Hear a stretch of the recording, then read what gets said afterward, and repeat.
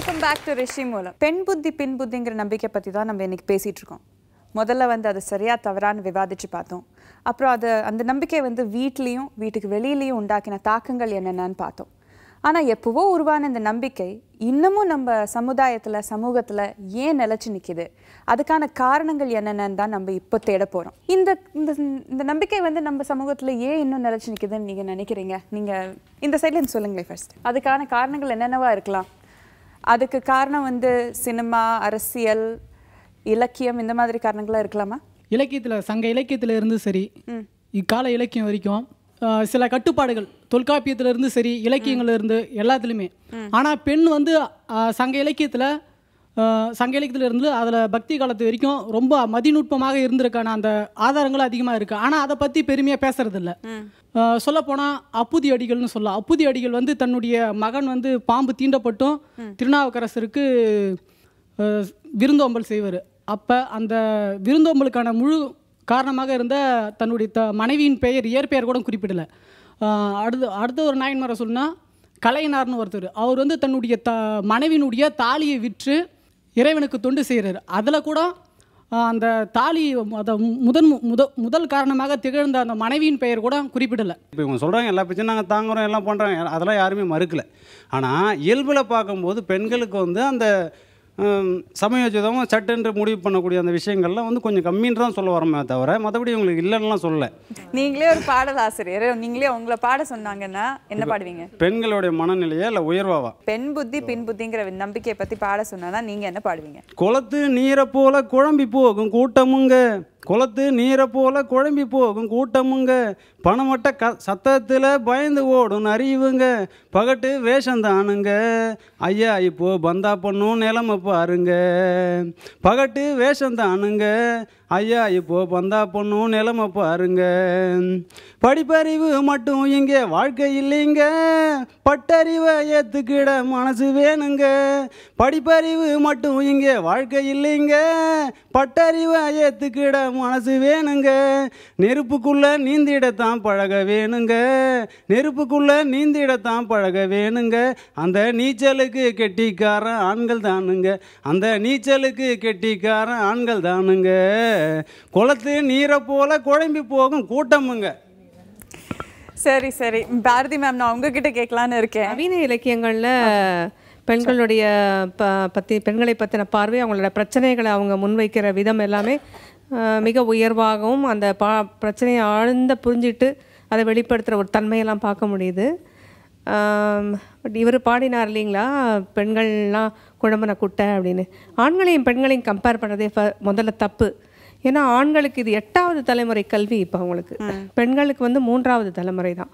அப்போ அந்த மாதிரி இருக்கச்சே இன்னும் கூட பல துறைகளில் அவங்களுக்கு ஆண்கள் ஆதிக்கம் செலுத்துகிற துறைகளில் இப்போ தான் மெல்ல மெல்ல வந்துட்டுருக்காங்க. இன்னும் சாதிக்கிறதுக்கு இன்னும் எவ்வளோ இருக்குது, லாங் வே டு கோ அப்படின்னு சொல்லுவோமே, அந்த மாதிரி இந்த நிலைமை. அப்படி இருக்கும்போது இதை ஒப்பிட்டு இவங்க இவ்வளோதான் அப்படின்னு சொல்கிறது இந்த பழைய மனோபாவத்தோடைய அடையாளமாக தான் நான் பார்க்குறேன். ஓகே, பெண் புத்தி பின் புத்திங்கிற நம்பிக்கை இலக்கியத்தில் எந்த விதமாக இருக்குங்கிறத நம்ம பார்த்துட்டோம். இப்போ நம்ம எல்லாருக்குள்ளேயும் நிறைய நம்ம ஆர்வமாக பார்க்குற இன்னொரு விஷயம் சினிமா.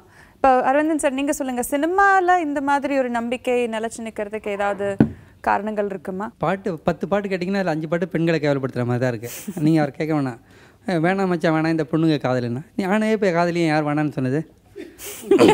வேணான்னா விட்டுரு, உன்னை யார் காதலின்னு சொல்லிட்டே கேட்டாங்க. இங்கே காதலர்கள் எதிர்பார்க்கப்படாத போர்டு போட்டுனா வந்தாங்க. தமிழ் சினிமாவில் மிகவும் புகழ்பெற்ற, அதாவது கோடிக்கணக்கான ரசிகர்களை கொண்ட கதாநாயகர்கள் பெரும்பாலும் ஆணாதிக்க கருத்தியல்களை மிகவும் வெளிப்படையாக வலியுறுத்துபவர்களாக இருக்கிறார்கள். அவங்க தனிப்பட்ட முறையில் அதை நம்புகிறாங்க அப்படின்னு நான் சொல்ல வரல.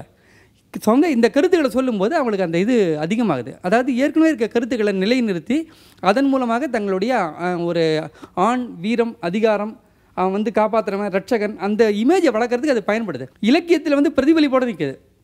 அவங்க அதை ப்ரமோட் பண்ணுறதில்ல. ஆனால் சினிமா அதை ப்ரமோட் பண்ணுது. ஏன்னா அதில் அவங்களுக்கு வியாபாரம் இருக்குது. ஏன்னா அது சினிமாலையும் விளம்பர உலகத்துலையும் பார்த்திங்கன்னா ஆண்களை தான் அவங்க முக்கியமான ஒரு இதாக கருதுறாங்க. அதனால் அவங்கள திருப்திப்படுத்துகிற ஒரு விஷயம் எங்கேயாவது ஒரு இடத்துல இந்த பொம்பளைங்களே இப்படி தான் அப்படின்னா தியேட்டரில் விசில் பறக்குது. உடனே அப்படியே எல்லாருமே அப்படியே பொங்கி எழுந்து அப்படியே விசில் அடிப்பாங்க, இந்த பொம்பளைங்களே இப்படி தான் அப்படின்னா. இப்படி தான்றது எப்படி வந்ததுன்னா அதுக்கு ஒரு 2 வருஷத்துலேருந்து 200 வருஷம் வரைக்கும் 300 வருஷம் வரைக்கும் 2000 வரைக்கும் பழக்கத்தில் வருது. அந்த பழக்கத்தை மாற்றி வேறு வாய்ப்பு கொடுத்தீங்கன்னா வேறு மாதிரி பண்ணுவாங்க.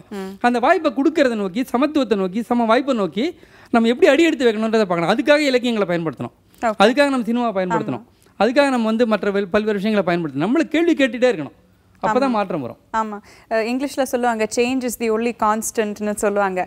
அத நம்ம எப்போ நம்புறோமோ கேள்வி கேட்டா தான் சேஞ்சஸ் வரும். இல்லனா நம்ம இது இப்படி தான் மாற்றம் வரும், அவ்வளவுதாங்க வரும் அப்படின்னு சொன்னா அப்ப அது வராது. ஆமா, ஏன்னா நீங்க நம்பலையே. ஆமா, கண்டிப்பா. Thank you sir. தொலைக்காட்சி நெடுந்தொடர்கள் இந்த மாற்றத்தை நீங்க கொண்டு வர ஆரம்பிச்சீங்கன்னா கண்டிப்பா அதோட பாதிப்பும் தாக்கமும் இப்ப இருக்கிற நிலையில எந்த மாதிரி காட்சிகள் இருக்கு? இப்ப இவர் சொன்னாரு வந்து பெண்கள்னாலே பொம்பளைங்கனாலே இப்படித்தான் ஒரு சீனோ டயலாகோ வந்துருதுன்னா எல்லாரும் அப்படியே அவ்வளோ என்ஜாய் பண்றாங்க. அந்த மாதிரி என்னென்ன சீன்ஸ் இருக்கு? இல்ல அந்த மாதிரி பாடல்கள் ஏதாவது மனசுக்கு ஞாபகம் வருதா? முதல்ல படம் ஆரம்பிக்கும் போதே முதல்ல ஆண் பேர் போட்டு அப்புறம் தான் ஹீரோயின் பேர் போடுறாங்க. அங்கிருந்தே ஆரம்பிக்குது இல்லைங்களா? ஏன் ஹீரோயின் முதல்ல போட்டா என்ன, ஏன் ஒரு படத்துல ஹீரோயின் காப்பாத்துற மாதிரி காமிச்சா என்ன? சரி, மாற்றம் வரணும். ஆவதும் பெண்ணாலே அழிவதும் பெண்ணாலேன்னு ஒரு டயலாக் போட்டு ஒரு படமே எடுக்கிறாங்க. ஆண் பாவம்னு அடுத்து ஆண் பாவம்னு ஒண்ணு. இந்த மாதிரி பாத்தீங்கன்னா மேல் இது வந்து ஜாவனிசம் வந்து பாத்தீங்கன்னா சினிமாவில் வந்து நிறையவே இருக்கு. அடுத்து பாத்தீங்கன்னா ஒரு பிரபல நடிகர், தமிழ்நாட்டோட பிரபல நடிகர் ஒரு அருமையான ஒரு ஆக்ஷன் ஹீரோயினோட ஒரு படம் பண்றாங்க. ஆனா அந்த படத்துல பாத்தீங்கன்னா கடைசி வரைக்கும் அந்த ஹீரோயின் வந்து அடங்கி போற மாதிரி ஒரு கேரக்டர். அதுல போய் ஒரு பாட்டு பார்த்தா எனக்கு கப்பங்கட்டு நீ இந்த மாதிரியான பாட்டுகளை தான் விடுறாங்களே தவிர ஒரு குறிப்பிட்ட ஒரு இதுக்குள்ள வந்து வரைமுறைக்குள்ள கொண்டாந்து ஆண்கள் வந்து தன்னுடைய தனித்தன்மையை ரொம்ப நிலைநாட்டுறதுக்காக அதை வந்து பண்றாங்க அப்படிங்கிறது என்னுடைய கருத்து. இல்லை, இப்போ பாட்டு அவர் கோட் பண்ணார் இல்லையா? இல்லை, எனக்கு சினிமா மேலே எனக்கு மிகப்பெரிய குற்றச்சாட்டு என்னன்னா, ஒரு ஆளுமை உள்ள ஒரு பெண் வந்து அதிகாரத்தை பெற்று அந்த அதிகாரத்தை தவறாக பயன்படுத்துகிற பெண்ணாக தான் சித்தரிக்கிறாங்க. அப்படி சித்தரிக்கும் போது அவளை வில்லியா மாற்றிடலாம். வில்லியா மாற்றினா அவளை வந்து அடிக்கலாம், கொல்லலாம், சாகடிக்கலாம். அப்போ வந்து ஒரு பெண் வந்து ஆளுமையோடு இருந்தா அவ வந்து அதிகாரம் வரும், அதிகாரத்தை தவறாக பயன்படுத்துவான்ற ஒரு முன்முடிவை வந்து அவங்க வந்து நிலைநிறுத்துறாங்க. ஆனால் அந்த அதிகாரத்தை எடுத்து அழகாக அதை கையாண்டு மாற்றங்களை உருவாக்குற எத்தனையோ பெண்கள் நம்ம பார்க்குறோம். அப்படி ஒரு பெண்ணை கூட வந்து சினிமாவில் காட்ட மாட்டாங்க. நான் எல்லா பெண்களும் அப்படின்னு சொல்லலை, எல்லா ஆண்கள் அப்படின்னு சொல்ல. ஆனால் இப்படிப்பட்ட பெண்களை மட்டுமே சினிமா திரும்ப திரும்ப காட்டுது. நம்ம எவ்வளோ கலெக்டரை பற்றி கேள்விப்படுறோம். சுனாமி நடந்த போது வந்து ஒரு பெண் கலெக்டர்லாம் எவ்வளோ அற்புதமான வேலை பற்றி கேள்விப்பட்டிருக்கோம். ஆனால் அதையெல்லாம் வந்து நம்ம இந்த சமுதாயத்தில் வந்து சினிமா முன்னிறுத்துறதில்ல. அதிகாரத்தை தவறாக பயன்படுத்தி வெளிப்படையாக வில்லிகளாக்கப்படுறக்கூடிய பெண் கேரக்டரை மட்டும் தான் நம்ம பார்த்துட்டு இருக்கோம். இதுதான் சினிமா மேல ஒரு முக்கியமான ஒரு. கண்டிப்பா. நீங்க ஆக்சுவலி அதிகாரம்னு சொல்லும்போது எனக்கு அரசியல் தான் ஞாபகத்துக்கு வருது. நான் உங்ககிட்ட கேட்கலாம்னு நினைக்கிறேன் மேம். ஜோதி மேம், நீங்க சொல்லுங்க, அரசியல் இந்த நம்பிக்கை நிலைச்சு நிற்கிறதுக்கு ஏதாவது விதத்துல பங்கு வகிச்சிருக்கா? சிவகாமி மேடம் இருந்தாங்க. அவங்க வந்து ஒரு ஆளுமை மிக்க நல்ல தலைமைத்துவம் தாங்கக்கூடிய ஒரு பெண். ஆனால் அவங்க வந்து ஒரு இடத்துல ஒரு அசம்பாவிதம் நடக்கும் பொழுது அவங்க போய் அதை முன்னெடுத்து அந்த எங்கே நுழைய முடியாதோ அங்கே ஒரு ஆண் நுழைய முடியாத இடத்துல போய் அங்கே உதவி பண்ணுறதுக்கு நிற்கிறாங்க. ஒரு பெண்ணுன்றனால தூக்கி அவங்கள அப்புறப்படுத்துகிறாங்க. அப்போது நீங்கள் இந்த சமூகத்துக்கு உதவக்கூடிய ஒரு திறமைசாலியை நீங்கள் ஆண் அந்த இடத்துல பெண்ணாக இருக்கிறனால நான் இப்போ உங்கள்கிட்ட சொல்கிறேன். ஆணாக இருந்தாலும் நம்ம வந்து மதிக்கத்தக்கவங்க தான். அப்போ இப்படி வந்து ஒரு ஆளுமை உள்ள ஒரு பெண், அந்த பெண்ணையும் கூட இன்றைக்கி தமிழகத்தில் ஒரு முக்கியமான அதில் வந்து ஒரு தலைமை வகிக்கக்கூடிய ஒரு அரசியல் தளத்தில் அவங்க நின்னாங்கன்னா தலித் என்று சொல்லக்கூடிய அந்த அடிமட்டத்தில் இருக்கக்கூடிய அடிமைப்படுத்தப்பட்ட அந்த மக்களுக்கு நிச்சயம் ஒரு விடிவு காலம் பிறக்கிறதுக்கு வாய்ப்பு இருக்கலாம். அவங்க பஞ்சமி நில மீட்புக்காக மிக சிறந்த போராளியாக இருந்தாங்க. அப்போ இதை ஏன் நம்ம அந்த ஒரு பெண், ஒரு தலித் பெண்ணுக்கு அப்படி இருக்குது அப்படின்னா அவள் தலித் அப்படி அப்படி ஒரு சாதாரணம் அப்படி அப்படி உச்சி கொட்டுற வேலை போயிடுது. அப்போ அது வந்து அந்த இடத்துல ஒரு ஆணாக இருந்தாலும் பெண்ணாக இருந்தாலும் மதிக்கலாம். ஆனால் இந்த அம்மா பெண்ணாக இருந்து ஐஏஎஸ் தன்னுடைய பதவியை வந்து உரிய காலத்தில் முழுமை பெறாமல் அவங்க சென்றாங்க. ஆனால் தமிழகம் அதை எத்தனை சதவீதம் மதித்திருக்கிறது என்பது தமிழகத்தை எழுத்துக்களுக்கு தெரியும், இந்த இலக்கியங்களுக்கு தெரியும். அது இடைவெளியோட தான் இருக்கு. அதை நம்ம பதிவு செய்ய வேண்டியது இருக்கு. ஆமா, ரொம்ப வருஷமாவே நம்ம 33%க்காவே இவ்வளவு போராடிட்டு இருக்கோம். அது எல்லாமே சமம் 50 இருக்கணும் இல்லைங்களா?